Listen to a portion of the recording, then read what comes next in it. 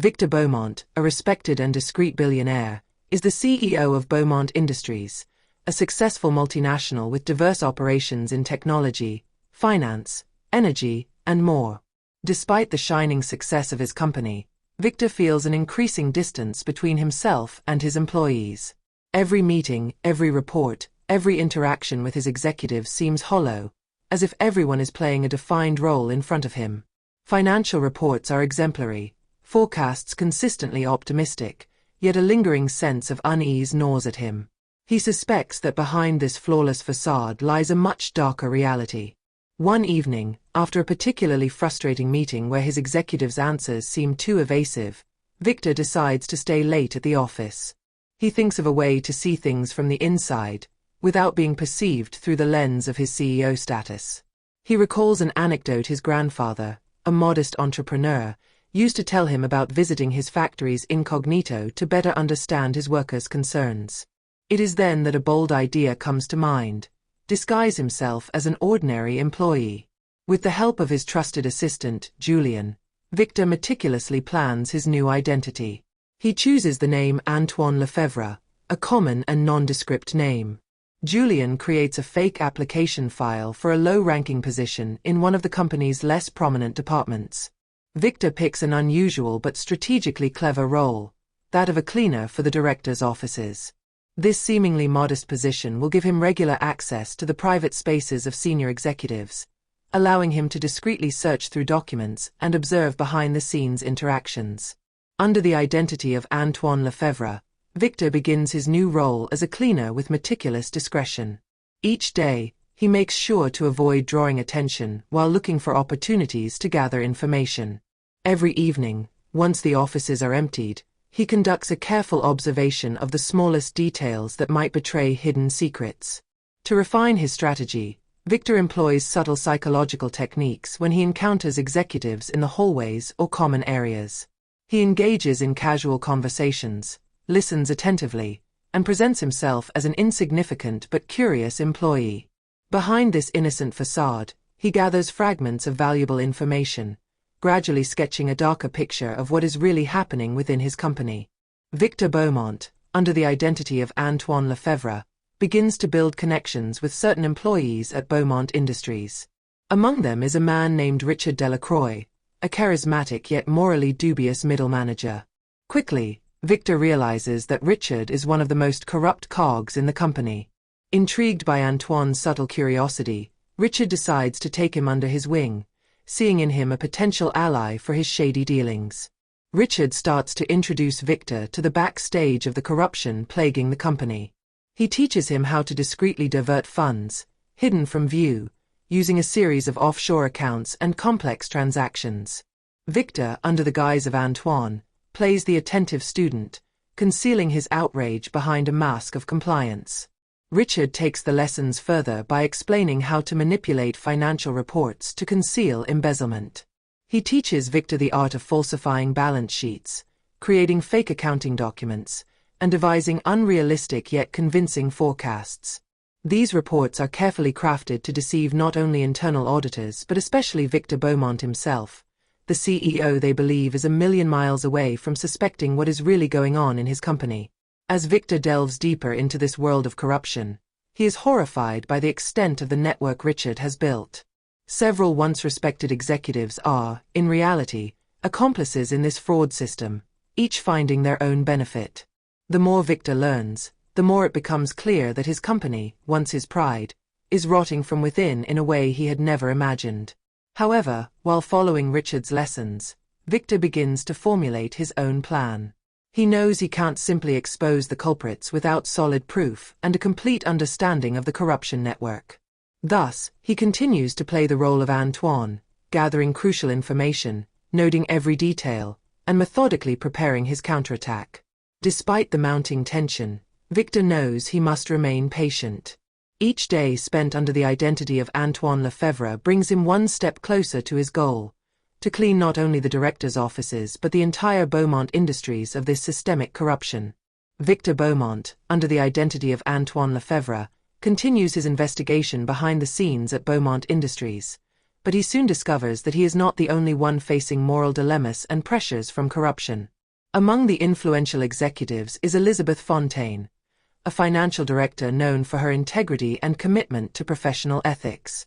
Elizabeth, despite frequent solicitations from Richard Delacroix and other accomplices, stubbornly refuses to compromise. Richard, aware of Elizabeth's unyielding integrity, tries several times to convince her to join him in his illicit activities. He offers her large sums of money and prestigious perks, but she systematically rejects his offers. Her refusal is not just due to moral principles.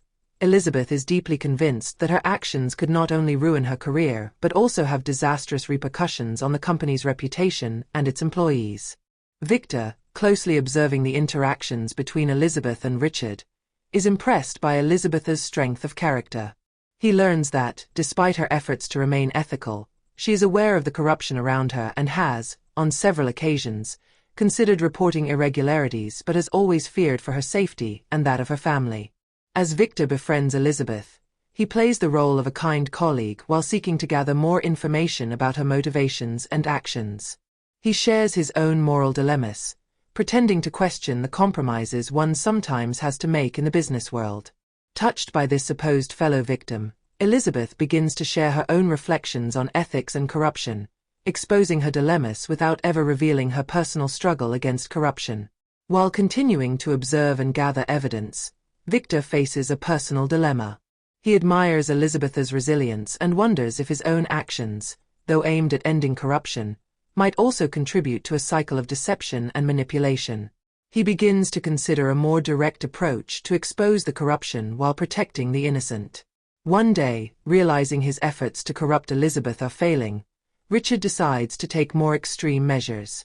He plans to frame her by setting a trap, falsifying documents to implicate her in a fraud she did not commit. Victor, now aware of the threat this trap poses to Elizabeth, realizes that he must act quickly to protect her while continuing to expose the truth. He decides to reveal his identity to Elizabeth, explaining the true nature of his mission and the gravity of the situation. Together, they devise a plan to thwart Richard's machinations.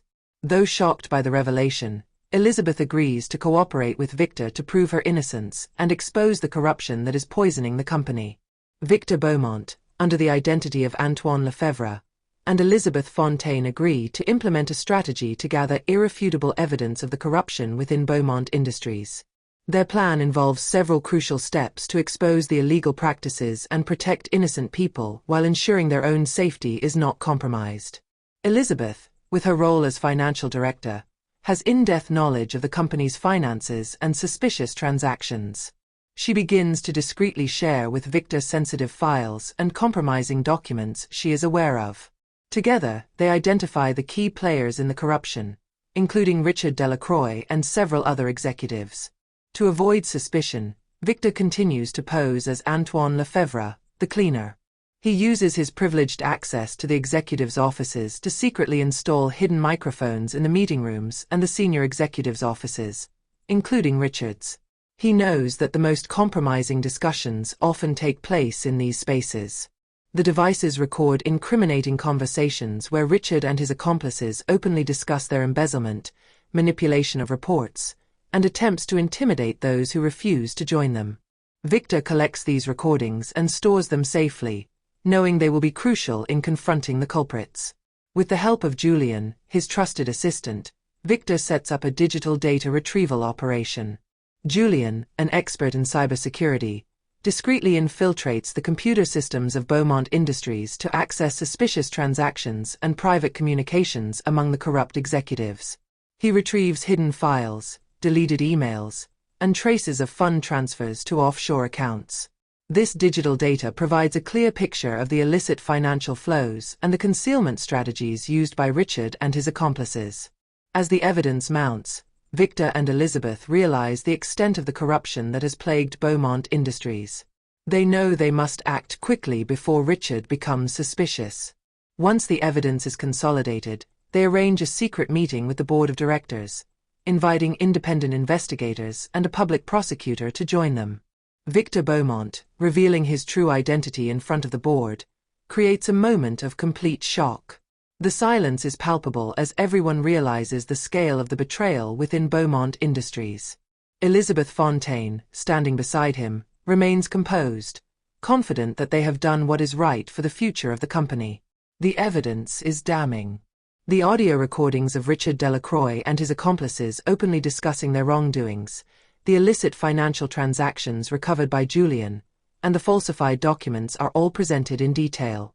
Victor lays out a clear and unequivocal picture of the systemic corruption that has infiltrated Beaumont Industries, betraying the trust of shareholders, employees, and the public.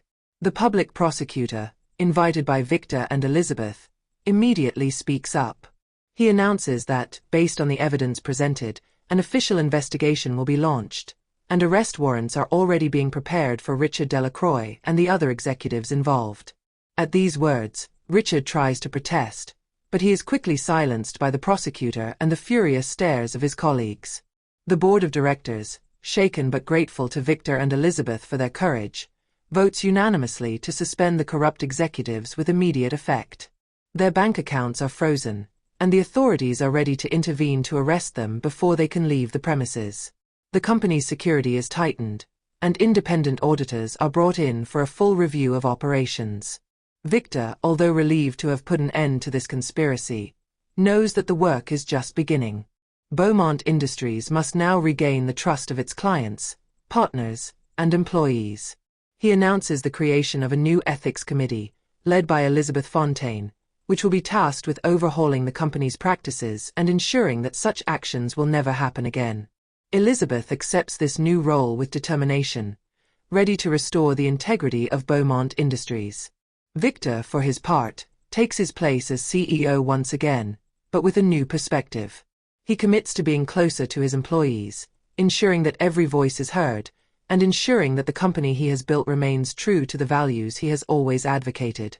As the culprits are taken away by the authorities, a new era begins for Beaumont Industries, marked by transparency, ethics, and a renewed commitment to turning the company around. Victor and Elizabeth, having gone through this ordeal together, know that the company's future is in good hands, and they are ready to face the challenges ahead with unwavering determination. A few weeks after the fall of Richard Delacroix, life at Beaumont Industries has radically changed.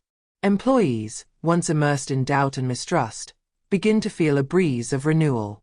Under the leadership of Victor and Elizabeth, training sessions on ethics and transparency are organized, creating an atmosphere of trust and integrity. Victor, aware of the monumental task ahead, decides to hire an external audit firm to examine every aspect of the company's operations. The first reports are encouraging, though revealing of the many challenges that remain to be overcome. Beaumont Industries, once a fortress of secrets and wrongdoing, must completely reinvent itself to regain the trust of the market. Elizabeth, for her part, throws herself wholeheartedly into her new mission. As head of the Ethics Committee, she establishes rigorous protocols to prevent any future attempts at fraud. Her integrity and determination become a model for other employees, and she quickly gains the respect of everyone. However, she knows that the company is still under the watchful eye of regulators and the public. Tensions don't disappear overnight. Some members of the board, while grateful to Victor for his courage, remain skeptical about his ability to lead the company in the long term. To alleviate these concerns, Victor proposes an ambitious strategic plan to diversify Beaumont Industries' operations and invest in emerging sectors such as renewable energy and green technology. This strategic shift aims not only to restore the company's image but also to position it as a leader in future-oriented fields.